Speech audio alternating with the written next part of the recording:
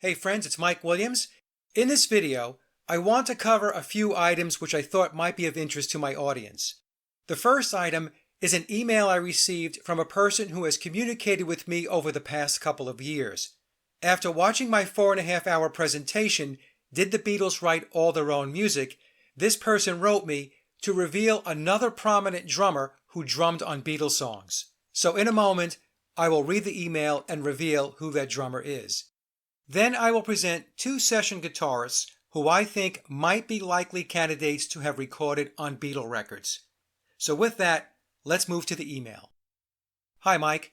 Since more ghosts have come out of the cupboard, my father was a jazz musician playing alto sax, clarinet, and flute. He could also tickle the keyboard.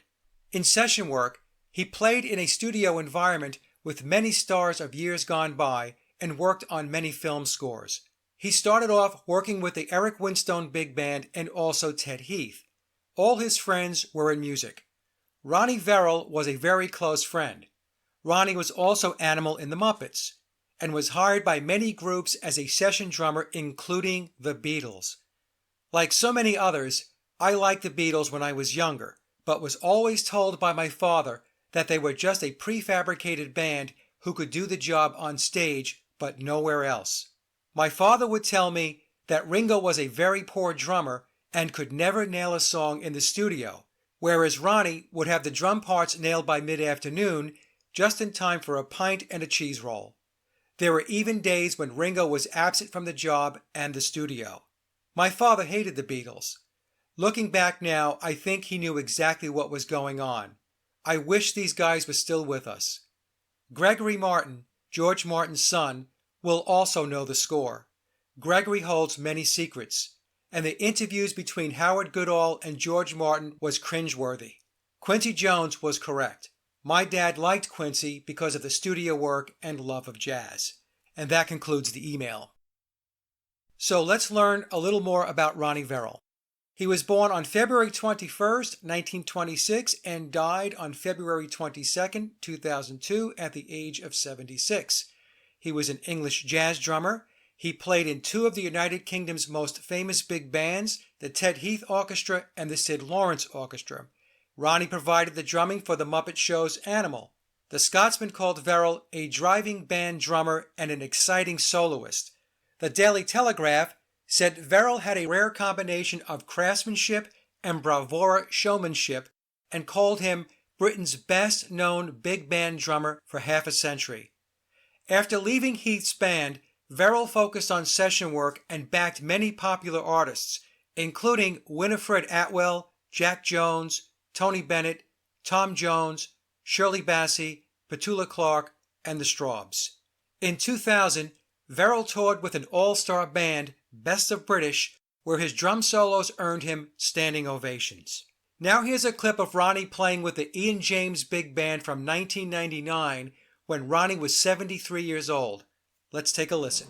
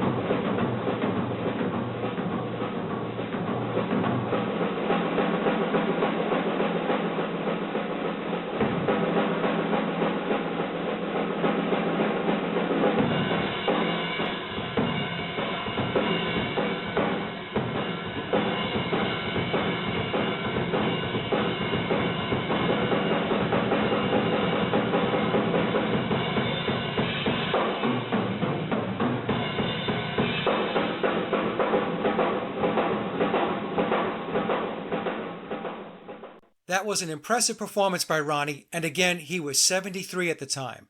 So now we have 3 session drummers who drummed on Beatles songs.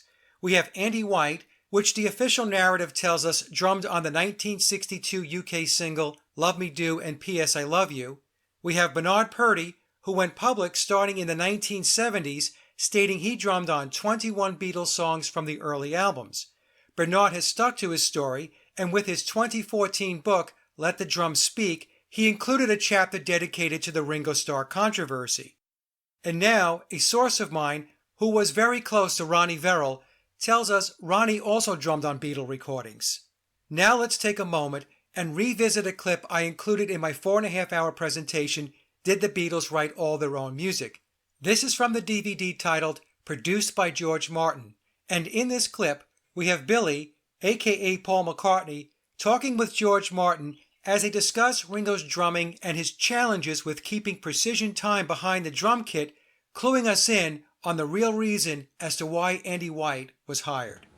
Because nobody told me that, when they walked in, this fella came in, this little chap, and I said, "You're our drummer?" I said, "No, he's not. That's your drummer. We're paying good money for that fella." And, we had the best drummer you get in Andy White, yeah, who will never live it down. I didn't realise until quite late on how much I hurt him by that, and I didn't mean to. Well, he's a sensitive soul, Ringo. Yeah. He is a sensitive kind of guy, and I don't think we realised how much that hurt him. Yeah. But he got over it. No, he was not precise, and so I think you were used to working with session drummers who were on the ball. And what happened in the Beatles, when we played live, if Ringo sped up a tiny bit, we all just went with him. So nobody really noticed it. Back on May 4th, 2020, Ringo posted this very peculiar tweet on the Beatles' Twitter site where he says, "The drumming on Rain stands out for me because I feel as though that was someone else playing. I was possessed." The question I would ask is, was he possessed or masterfully speaking and telling us he was not the drummer on Rain? I posted an image of this tweet on my YouTube community page, and one of my subscribers, who is a professional musician, left this comment. He wasn't possessed. His drumming was replaced by Bernard Purdie. We know the deal. Purdie did in fact play on way more than 21 tracks. I'm a professional musician. I can tell the difference between styles of playing, and I do hear Bernard Purdie's style on the drumming of Rain. But now that we know about Ronnie Verrall, perhaps it was Ronnie. I'll leave it there and let you decide. Now let's take a look at possible guitarists who may have played on Beatle tracks. Oh, this is your guitar? Yes. Okay. It's a 1961 Fender Stratocaster.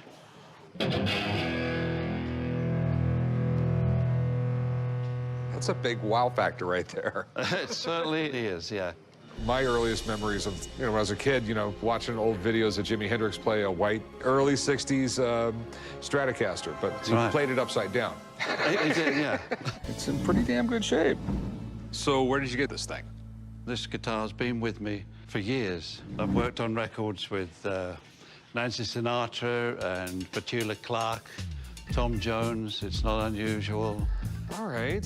So were you like a studio musician? I was. From 1958 till about 1983. Did you play with any rock bands and stuff too? I did. Well, I was part of Herman's Hermits. Yeah, I've heard of Herman's Hermits. Yeah, okay, with the Silhouette. If you hear the Silhouette, that's me playing the solo. I actually worked a little bit with the Beatles. You probably might have heard of the film Hard Day's Night. Yeah. Well, when Ringo's walking around at the end of that film, this guitar is playing Ringo's theme, which is the one he's walking about to. So it does have quite a good history. It's got a hell of a history on it. Yeah. I have a partial list of the records that I played on.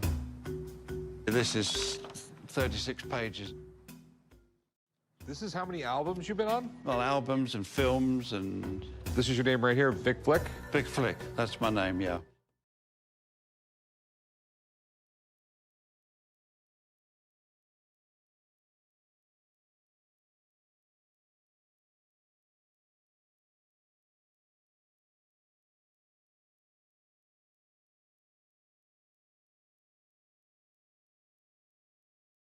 On films too? I worked on films. I worked on Goldfinger, James Bond. Actually played the James Bond theme, which... You played the James Bond theme? Yes. Of all the movie themes, that would probably be the most recognizable one, period. A 1961 Fender Strat is worth 5 digits at least. They're extremely desired. And one that actually played on big movie scores could be worth 10 times that amount. But it's all whether or not the story checks out. So, how much you looking to get out of it? $70,000. Ooh, it's a 61 Strat, so that makes it worth 5 figures. I mean, the low 5 figures by itself. I'm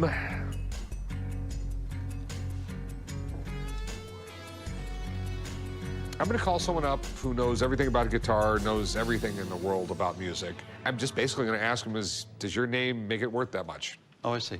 Okay, so Jesse's store is just a few blocks away, so he'll be down a little bit. Okay, all right? Sure, I'll be right no back. problem, no problem. I'm used to people not knowing who I am. I have to ask myself that sometimes. So you know this guy? Yeah, this is the guy that Jimmy Page would look over his shoulder in the studio and like figure out what he was doing so he could. Honor to meet you. Honor to meet you. Thank you, Jesse. You helped teach Jimmy Page. I helped Jimmy Page. I advised him on a couple of things, yes. You know, I was pretty stoked when they called and told me that Vic Flick was in the shop. One of my heroes from the 60s and 70s. There's very few songs that he didn't play some guitar on. So I basically need to know, this being his guitar, obviously a very influential guy in the music industry. So what do you think it's worth? You know, a really good condition 61 in Olympic white, probably be about a $35,000 guitar on its own. Okay. Let alone with the pedigree of this guitar. You've heard this guitar probably more times than you even realize. You've heard this particular guitar. Probably true, yeah. Yeah. I could see this going to a collector at auction easily. Easily $60,000, $70,000. This is cool. This is like beyond cool. Okay, well, thanks a lot, man. No problem. If you say it's cool, you say it's cool. Yeah, that's a good one. All right. Thank you. Pleasure meeting Thank you. Pleasure meeting you. As far as selling the guitar, I'm sure there's plenty of collectors out there who would love to own that guitar. I mean, not just simply because it was Vic Flick's, but because of the number of songs and recordings that the guitar was used on. It's pretty significant in rock and roll history. So who is Vic Flick? Vic was born on May 14, 1937, and is an English guitarist. Flick was a session player featured on many early 1960s UK pop records. He is best known for playing the guitar riff in the James Bond theme. Flick was a member of the George Martin Orchestra. He contributed to the soundtrack of the film A Hard Day's Night, playing his Olympic white 1961 Fender Stratocaster on the instrumental of Ringo's theme. George Martin again recruited Vic Flick and most of the original Goldfinger musicians to provide James Bond-sounding music for the soundtrack of the Beatles movie Help. He worked with many popular artists, including Herman's Hermits, Nancy Sinatra, Dusty Springfield, Tom Jones, Cliff Richard, Paul McCartney, Engelbert Humperdinck, Lulu, Shirley Bassey, Burt Bacharach, Petula Clark, Sandy Shaw, Crispian St. Peters, Hank Marvin, Eric Clapton, Jimmy Page, John Williams, Mark Wirtz, John Schroeder, Don Partridge, Typically Tropical, and Don Lusher. So as we can see, Vic has quite a resume, and it's very interesting to me that Mr. Flick ran in the same circles as George Martin. Considering the quality of guitar playing on the early Beatle records up through Revolver, playing that in my opinion was above the play grade of any of the Beatles, it would seem logical to consider Vic as one of the session musicians George Martin hired to play on Beatle records. Now let's move to another possible candidate, someone everyone will know. You're a teenager and you're obviously very good because you're an in-demand session musician, which and there was a lot of kids around at that time who were good, so you must have been the exception.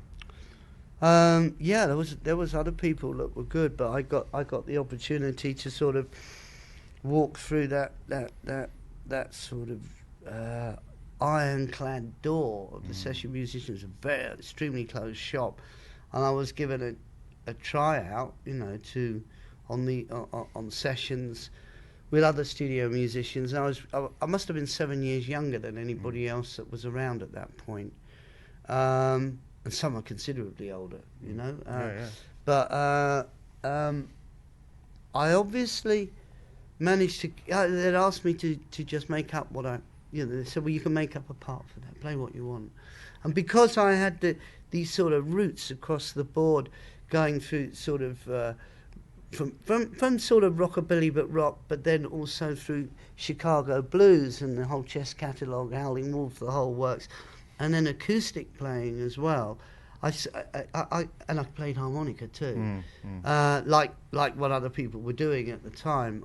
I became quite an in-demand session player on one instrument or the other. The sessions that you played on, I mean, there's a list here: Kinks, Who, Rolling Stones, Dusty Springfield, and Benny Hill. Yes. A Benny Hill session. What on which record was that? You remember? Well, it wasn't Ernie the Fastest Quilt, that's that. but it could have been. Yeah, it could have been. I know that I played on. It was in the same studio that like Downtown was done in. Petula Clark. Yeah, and all of those. Don't sleep. That in Regent? the That wasn't subway, Regent Sound, was it? No, it's Pie Studios. Okay. It doesn't exist anymore. Right, It's at okay. Marble Arch. I was just going to chat it in there, and I was like the guitarist playing along to his sort of things, because he used to write these things with about 3 chords, which suited me all right, didn't God it? love him. 3 chords. God love him. But all the sort of comedy albums that he did with songs, and I might have been on Ernie, but you can't remember. You've been on that many sessions. Do you know what? It's absolutely true. Oh, no. Well, I love. Do you know somebody love that. came to me? They did an interview with me yesterday, and they had an album which is the equivalent of like 2 Yanks in Britain, and it's the Everly Brothers. And I looked at it, and I knew what it was. I sort of remembered it along the past. And it was done involving members of the Hollies, Graham Nash and that, at Decca Studios, That's way, right. way, way back with the Everly Brothers. They hung outside and it. he gave me a copy, a vinyl copy, and I was thrilled to bits. Nice. Also, you've done But so many. you forget things. You can't remember everything. No, I wouldn't know the names of the titles of the thing, but I knew I did the sessions. You could be doing 10 sessions a day, so you're not expected to remember everything. I was doing 3 sessions a day. Yeah. That's a lot in 3 different locations. Goldfinger, Shirley Bassey, you're on that. Yes, I was on that. Wow. Yeah. Incredible. I mean, you were so lucky to fall in. I'm not saying this is nothing to deny you your talent. I wasn't falling in by now. It was just like, wow. It didn't take very long before I was really firmly established within this. Wow, these are great tracks, though. Oh, my goodness gracious, yeah. And really great tracks. Yeah. Many people only know Jimmy Page as the guitarist for Led Zeppelin, but his resume is extensive, especially as a session musician. James Patrick Page, OBE, born January 9, 1944, is an English musician, songwriter, multi-instrumentalist, and record producer who achieved international success as the guitarist and founder of the rock band Led Zeppelin. Page began his career as a studio session musician in London, and by the mid-1960s, alongside Big Jim Sullivan, was one of the most sought-after session guitarists in Britain. He was a member of the Yardbirds from 1966 to 1968. Mike Leander of Decca Records first offered Page regular studio work, and it should be noted that Mike Leander did the arrangement for the Beatles song She's Leaving Home. Page contributed guitar to the incidental music of the Beatles' 1964 film A Hard Day's Night, which was recorded at Abbey Road Studios. He was a session musician on the Goldfinger soundtrack along with John Paul Jones and Vic Flick, which was produced by George Martin.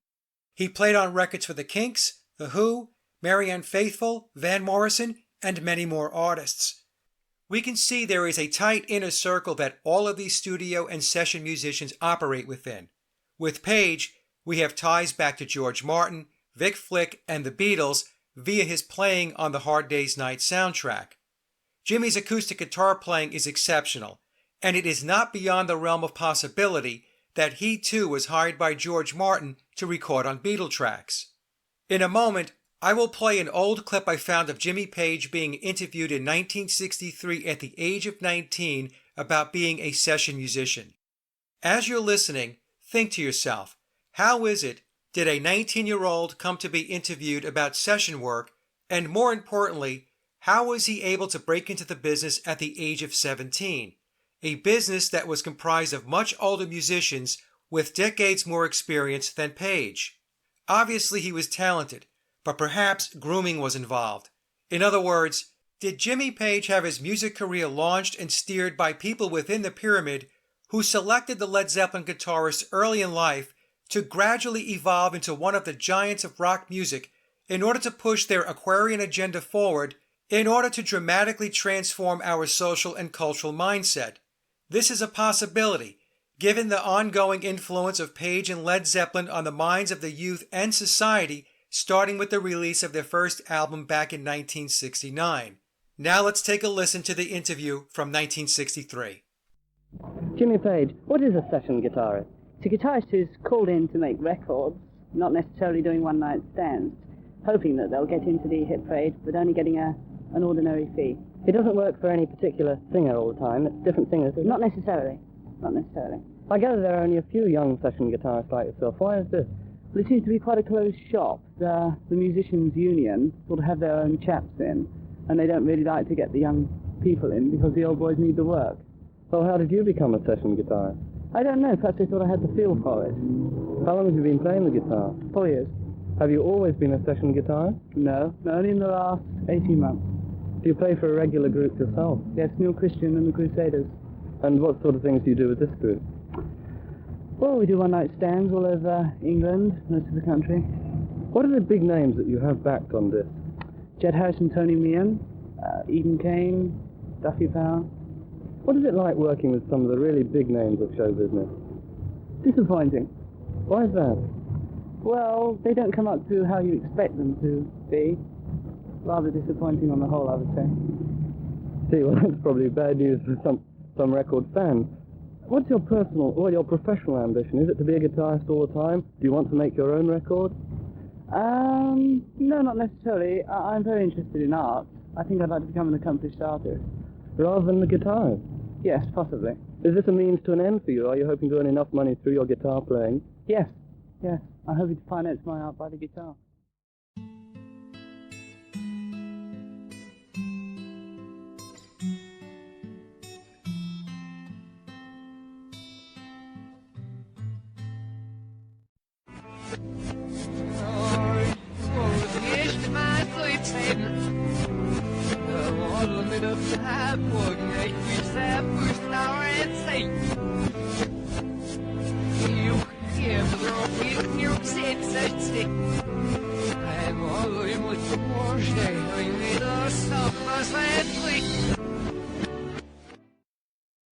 Well, friends, that concludes this video, which took on a life of its own, and I hope you enjoyed it. There are 3 documentaries I highly recommend if you would like to understand how the music industry really works. The first is The Wrecking Crew, which reveals who was playing on all those pop records in the 1960s and 70s we all enjoyed. The link to the documentary is in the description box below. The second video is Hired Gun, which picks up where The Wrecking Crew left off, taking us into the modern era of music. And the third is a documentary titled Corporate FM, which explains how radio stations went from independent entities to corporate-controlled playlists. Hired Gun and Corporate FM can be found on Amazon Prime Video. Thanks for listening, and take care.